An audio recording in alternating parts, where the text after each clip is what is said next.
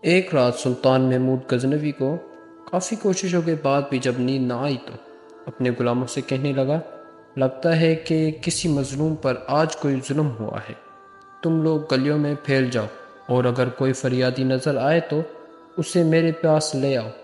تھوڑی دیر بعد وہ سب واپس آ کر کہنے لگے، سلطان، ہمیں کوئی بھی فریادی نہیں ملا، آپ آرام سے سو جائیں۔ سلطان کو جب پھر بھی نیند نہ آئی تو وہ کپڑے بدل کر خود محل سے باہر نکلا۔ محل کے پچھواڑے میں حرم سرا کے نزدیک انہیں کسی کی فریاد سنائی دی، اے اللہ!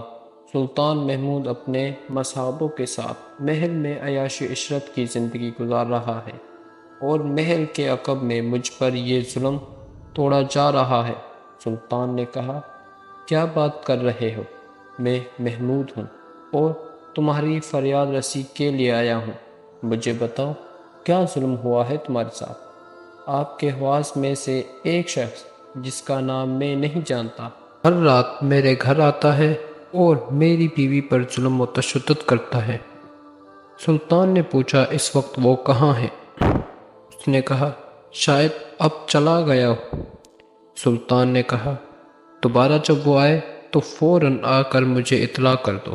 پھر سلطان نے محل کے دربان کو وہ شخص دکھایا اور کہا، جب بھی یہ دربار میں آئے اسے سیدھا میرے پاس پہنچا دو۔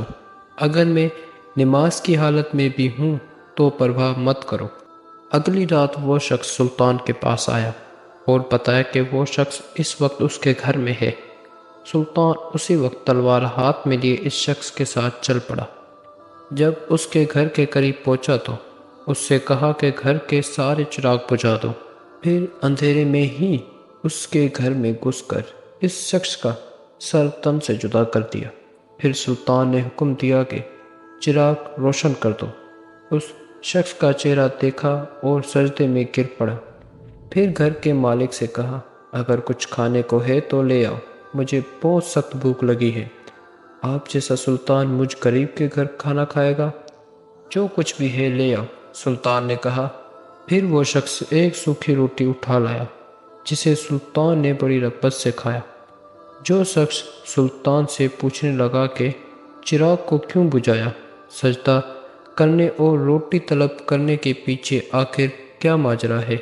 سلطان نے فرمایا، میں نے جب تمہاری داستان سنی تو سوچا کہ میری سلطنت میں ایسا ظلم کرنے کی ہمت صرف میرے کسی بیٹے کو ہو سکتی ہے۔ اندھیرا کرنے کو اس لیے کہا تھا کہ بدرانہ شفقت میرے انصاف کے راستے میں حل نہ ہو جائے۔ چراغ جلنے پر جب میں نے دیکھا کہ وہ میرا بیٹا نہیں ہے تو میں نے سجدہ شکر بجا لایا۔ کھانا اس لیے مانگا کہ جب سے مجھے تمہاری مصیبت کا علم ہوا ہے میں نے اللہ کے سامنے قسم کھائی تھی کہ جب تک تمہیں انصاف نہیں مل جاتا میرے اوپر روٹی حرام ہے۔ اس وقت سے اب تک میں نے نہ کچھ کھایا تھا نہ پانی پیا تھا۔ دوستوں، سلطان محمود غزنوی بت شکن کے ساتھ بہت بڑے عدل کرنے والے سلطان بھی تھے۔